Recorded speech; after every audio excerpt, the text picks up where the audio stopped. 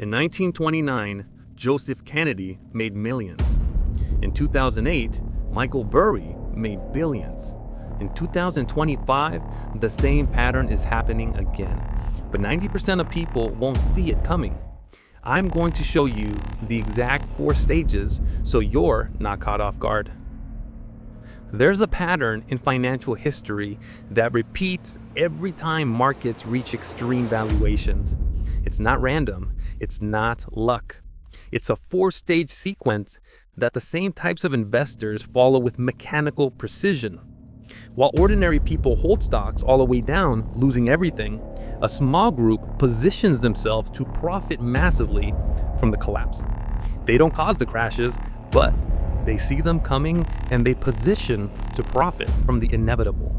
Let me break down these 4 stages so you understand the entire pattern. Stage 1 is exit at peak. This happens 12 to 18 months before the crash. This is when sophisticated investors begin liquidating positions while markets are still rising, not because they know the exact date of the crash, but because they recognize that valuations have reached unsustainable levels and risk outweighs reward. Stage 2 is buy volatility insurance.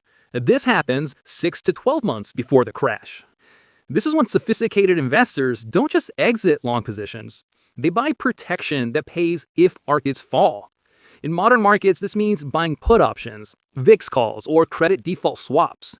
The key is that stage 2 happens before the crash is obvious, before most people are worried, when volatility is low and insurance is cheap.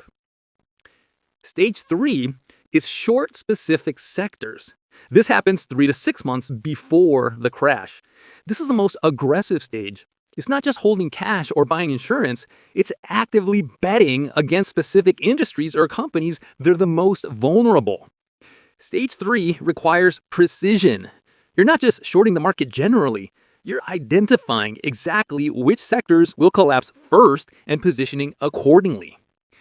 Stage 4 is buy at maximum fear. This is the culmination. This happens at the bottom when panic is greatest, when everyone else is selling, when it feels like the world is ending. This requires psychological fortitude that most people don't have and massive cash reserves built in stage 1. Now let me show you how this has played out historically. Joseph Kennedy was one of the most successful stock speculators of the Roaring '20s. He'd made millions running stock pools, coordinated buying schemes that drove prices up so insiders could sell at the top. By the summer of 1929, Kennedy controlled significant positions across multiple stocks. But then he started selling. The famous story says he decided to exit after his shoeshine boy gave him stock tips. If shoeshine boys were speculating, Kennedy reasoned there was nobody left to buy. That's the anecdote. The reality was more calculated. Kennedy understood leverage and forced a liquidation.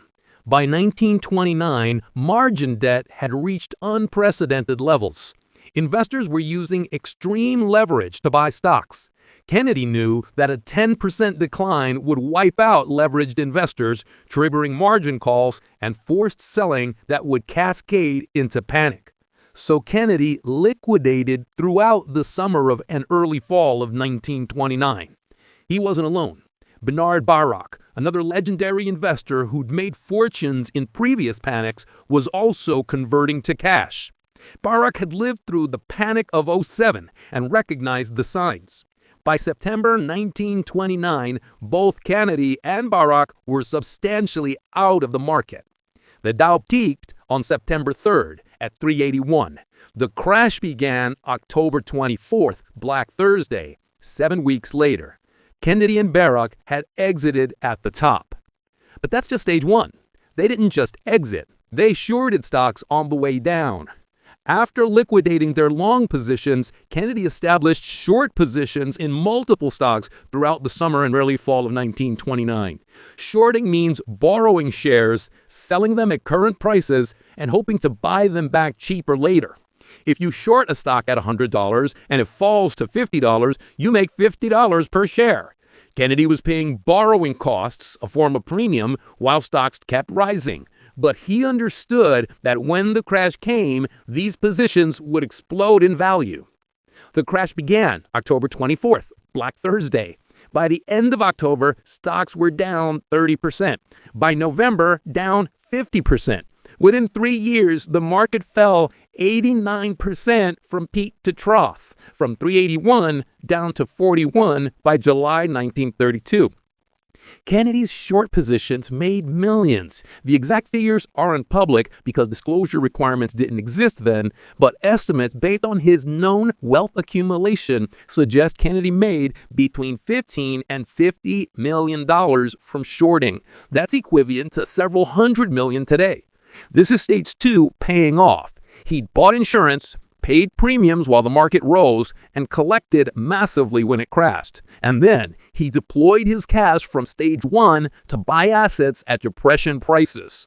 By the mid-1930s, Kennedy was one of the wealthiest men in America.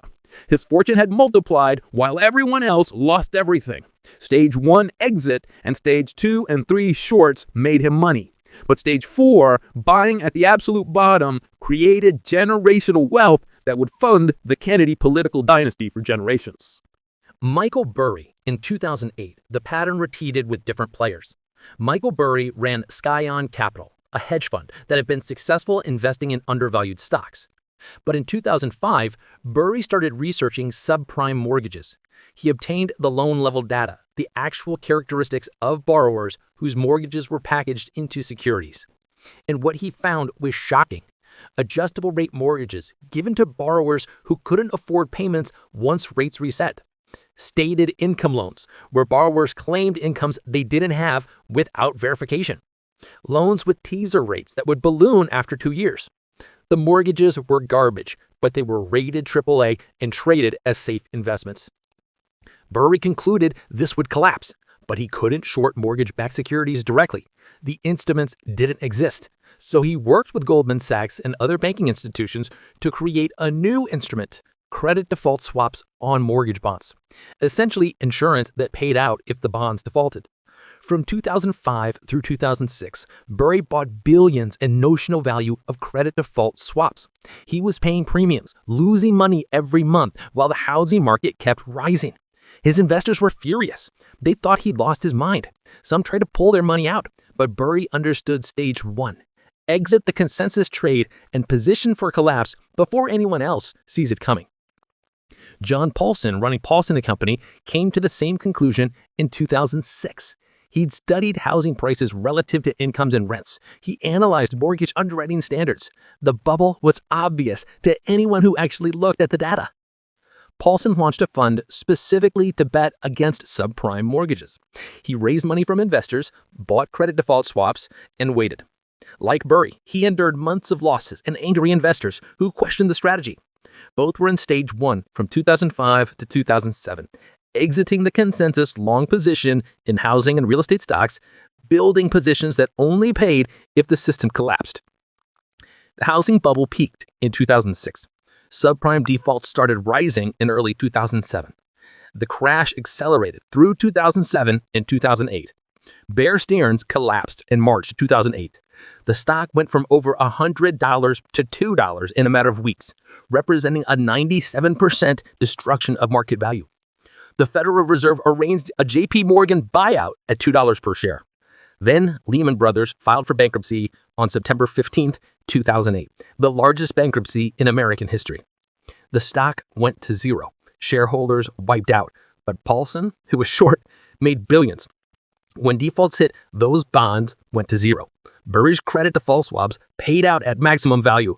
Paulson's funds collected $15 billion when his protection paid out. The premiums they paid for 2 years were irrelevant compared to the payout. Paulson's personal earnings in 2007 and 2008, nearly $4 billion each year. His fund's total return from 2007 to 2009, approximately $28 billion. This is stage 3 paying off.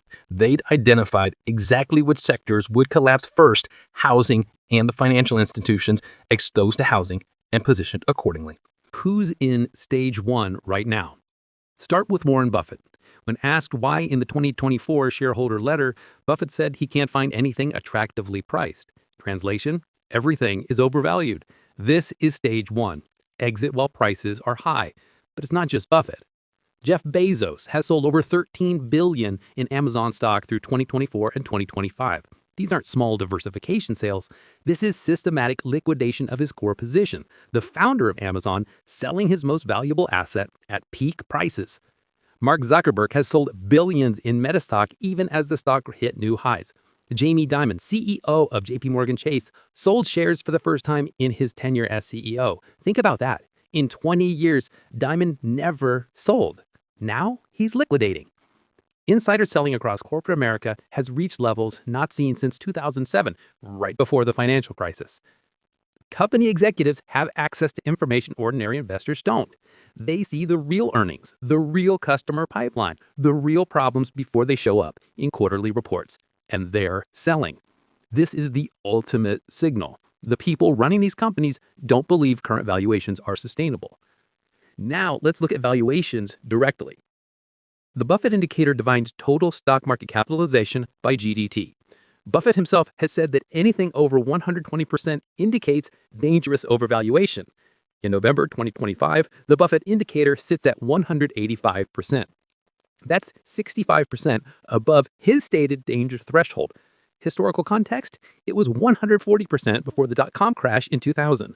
It was 100 to 120% before the 2008 financial crisis. It hit over 200% in 2021 during the COVID bubble. At 185%, the signal couldn't be clearer. He's not just cautious, he's preparing for collapse. This is stage one playing out right now. The smart money is exiting. Not all at once because that would crash the market prematurely, but systematically over 12 to 18 months. While retail investors buy the dip and believe in artificial intelligence as the next revolution, the people who really run these companies are selling to them. When the world's most successful investors are holding record amounts of cash and selling stocks in companies they know intimately, they're telling you something. Stage one is complete. The smart money is out. So where are we right now in the pattern? Stage one is complete. The smart money has exited. Buffett, Bezos, Zuckerberg, corporate insiders, they've sold billions at peak prices. Stage two is ongoing. Volatility insurance is being bought. Put options, VIX calls, credit default swaps on commercial mortgages. Premiums are being paid in preparation for the payout. Stage three is being established right now. Short positions in commercial real estate securities and regional banks are being built by hedge funds who see the inevitable collapse coming.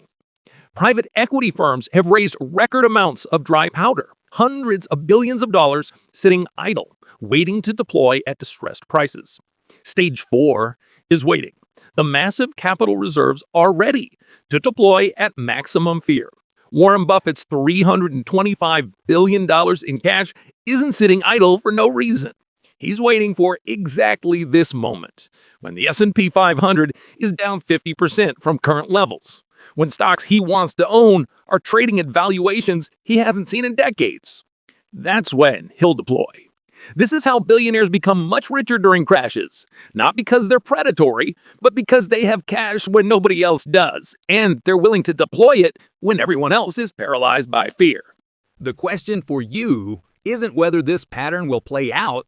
History says it will. The question is whether you'll recognize it and position accordingly. Most people can't execute all four stages. They don't have the capital, the knowledge, or the psychological discipline. But understanding where we are in the pattern gives you an enormous advantage. We are in late stage 3 right now. The crash hasn't happened yet, but every indicator says it's coming within 6 to 18 months. If you can't execute stages 1 through 3 professionally, you can still prepare for stage 4. In the next video, I'm going to show you the exact insider signals that billionaires are sending right now that prove we're in stage 3. Watch until the end. Subscribe to this channel. The stage 4 opportunity of a lifetime is coming. Whether you're ready for it will determine whether you're one of the few who profits or one of the many who loses everything. Share this with your friends. The pattern is clear. The stages are documented, and we're in stage 3 right now. waiting for the inevitable. The smart money knows this.